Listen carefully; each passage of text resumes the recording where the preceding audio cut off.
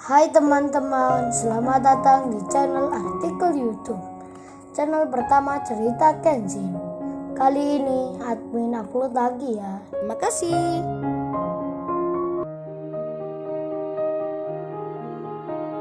Kisah pemuda kaya, anak bos besar, pemilik 73 perusahaan, yang menjadi cleaning service.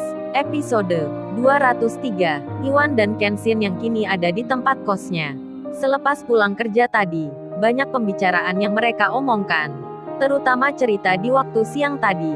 Saat Kenshin membuat masalah, lalu Iwan yang penasaran itu bertanya pada Kenshin, bro, gue heran sama lu. Tumben banget lu berani kayak gitu. Nggak seperti biasanya, lu kok malah menggoda Angelika, hingga membuat cewek itu jadi emosi. Lalu Kenshin menjawab, sebenarnya aku si Wan, nggak mau rame kayak gitu. Tapi aku jadi ingat, saat pagi itu, waktu akan mengambil air, yang tempatnya ada di belakang. Untuk mencuci mobil itu, saat aku melewati depan kantor, ada sebuah tulisan, siapa saja yang kerja, cleaning service, office boy, dan pegawai biasa lainnya, tak boleh lewat sini, tanpa izin.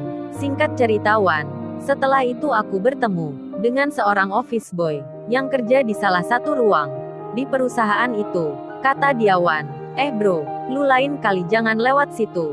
Soalnya kalau ketemu sama atasan, yang namanya Mbak Angelika, nanti lu bisa kena marah. Terus aku tanya ke dia Wan, kenapa ya kok bisa gitu? Kita nggak boleh lewat depan kantornya. Office boy itu lalu menjawab, itu bro, Mbak Angelika itu benci dengan pekerja seperti kita. Kagak mau dekat-dekat, bicara pun seperlunya. Kalau ada yang salah dikit saja, dia langsung marah-marah. Entah kenapa itu, aku juga nggak tahu bro.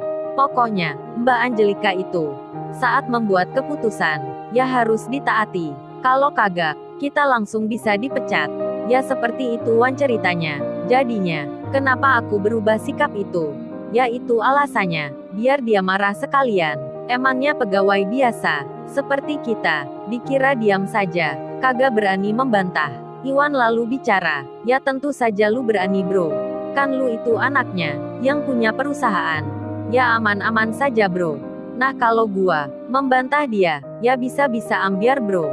Bayangkan aja, kalau kita ini hanya buruh biasa, ya langsung di-kick bro. Dikeluarkan tanpa hormat. Kenshin lalu menyahut, ya itu Wan, salah satu tujuan kita, biar orang yang mempunyai jabatan jangan semena-mena sama bawahannya. Kita ingin memberi contoh, meskipun itu tak bisa semuanya, tapi setidaknya Wan, di perusahaan yang ayahku miliki, nanti tak boleh ada seorang pun yang bicara masalah status, yang menyangkut jabatannya lebih tinggi, hingga merendahkan pekerja biasa. Lalu Kenshin melanjutkan, oh iya Wan, besok kita nggak usah masuk kerja dulu. Lu ikut aku ke rumah. Lu harus belajar mengemudi mobil. Iwan pun bicara, waduh bro, kok mendadak gitu? Gua belum siap bro. Terus apa besok itu? Kagak mengapa nih, kalau kita gak masuk kerja bersama. Kan bisa-bisa, entar urusannya jadi runyam. Mereka akan marah besar. Kenshin pun menyahut, mengenai masalah itu. Udah Wan, lu tenang aja. Itu urusan belakangan. Yang penting lu entar bisa mengemudi mobil dulu. Biar kagak nunggu lama. Seperti yang lu sebut, nunggu punya anak cucu, baru bisa mengemudi. Itu kelamaan Wan. Iwan pun menjawab, ya udah bro, kalau gitu terserah lu aja. Gua jadi kagak enak nih, malah entar merepotin. Keputusan pun dibuat. Kenshin punya rencana, yang tadi pikirkan oleh Iwan. Di lain tempat, di rumah yang sederhana, Ririn, semenjak dirinya bertemu dengan cleaning service di perusahaan yang kemarin, sampai kini, dirinya merasa yakin, itu adalah temannya Kenshin. Ririn pun jadi berpikir, akan sikapnya cowok itu, yang serasa menghindar, saat bertemu dengannya. Karena hal tersebut, Ririn itu pun, mempunyai keinginan, akan bertanya ke Kenshin, apakah temannya, yang tinggal di tempat kos saat itu, bekerja di suatu perusahaan. Sementara, Kauri, saat di malam hari ini, ia melihat handphonenya sendiri. Lalu tak sengaja, ia menyentuh histori panggilan yang ada di handphonenya. Saat melihatnya, Kauri jadi tersadar, jika di waktu siang tadi, HP-nya ini, tak sengaja menelpon Kenshin. Waktunya terlihat jelas, pulsanya juga berkurang. Kauri pun lalu memperhatikan waktu dan menit dari durasi telepon itu. Karena hal yang demikian, Kauri lalu mengirim pesan. Ia menulis, babe, nomorku tadi. Kayaknya gak sengaja ya, menelpon di handphone kamu. Ini soalnya baru aku lihat histori panggilannya, menelpon nomor kamu. Pesan pun terkirim. Tak lama berselang, Kenshin pun membacanya. Lalu ia membalas, oh gitu ya rupanya, makanya kok aku angkat tadi. Nggak ada yang jawab. Lumayan loh sampai lama. Mungkin nomornya kamu Kauri. Lagi kangen kali ya, sama nomor HP-ku. Hei. Kenshin bercanda. Kauri pun menjawab, kok gitu nggak kamu matikan langsungnya? Kan pulsaku jadi berkurang banyak nih.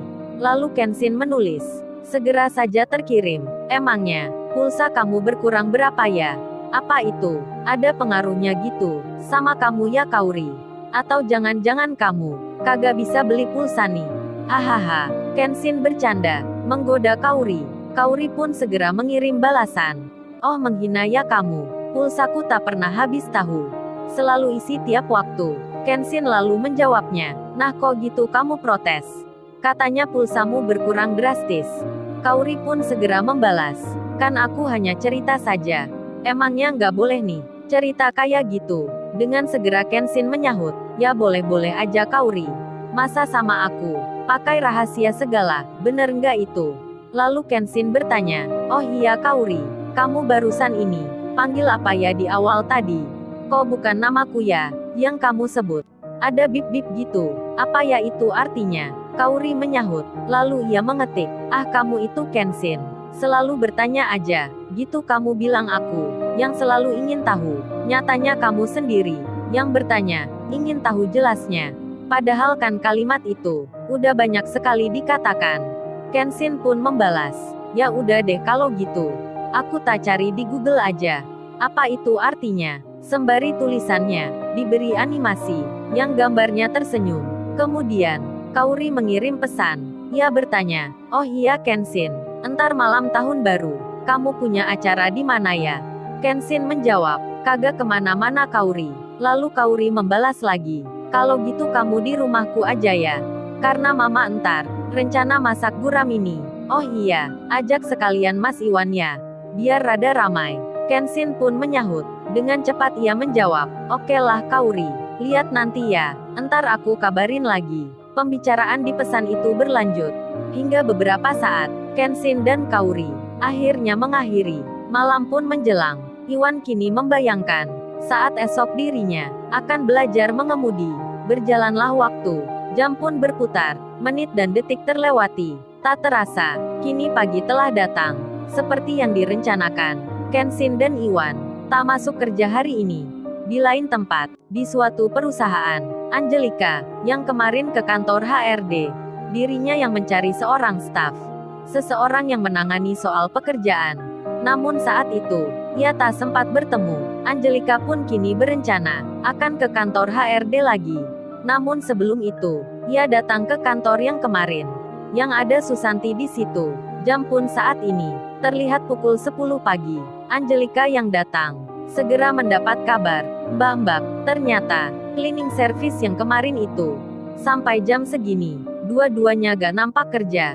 Mungkin mereka itu sudah dipecat kali.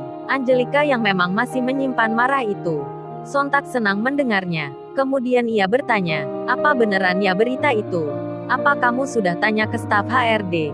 Atau sudah ke ruang cleaning service-nya? Kalau mereka sudah diberhentikan kerja. Mendengar hal itu, salah satu pegawai kantor tersebut menjawab, belum Mbak, tapi kelihatannya sih sudah. Terbukti keduanya nggak kelihatan kerja hari ini. Angelika pun menyahut, baguslah kalau gitu. Pasti mereka itu takut. Tapi sayang, tak sempat gua menyuruh orang untuk mukulin yang satunya itu. Siapa itu namanya? Angelika bertanya. Susanti lalu menjawab, oh yang itu namanya Kenshin Mbak. Angelika menyahut, ya itu, yang bikin gua marah sekali.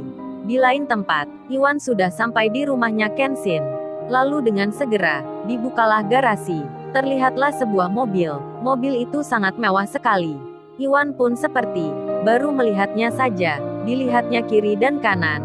Lalu ia membaca, bro bukannya ini merek mobil yang ternama itu ya? Kok di sini ada nama kamu bro? Nama Kenshin ini. Apa maksudnya ya bro? Kenshin menjawab, ini pesanan khusus ayahku Wan. Aku aja awalnya nggak tahu. Iwan pun menyahut, wah, berarti ini, mobil limited edition, yang punya nama kamu, berlogo mewah ini.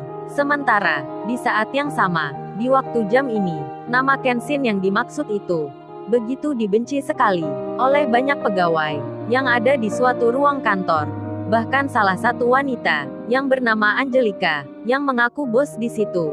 Di perusahaan tempatnya kerja, menulis nama Kenshin, di buku catatannya, dengan tanda silang merah, yang artinya, seseorang yang bernama ini, dilarang kerja di sini. Lalu, bagaimana kisah selanjutnya? Subscribe channel ini, untuk episode berikutnya. Terima kasih. Jangan lupa ya guys, untuk kelanjutan ceritanya ada di artikel YouTube. Jangan lupa subscribe ya guys, dan tekan notifikasinya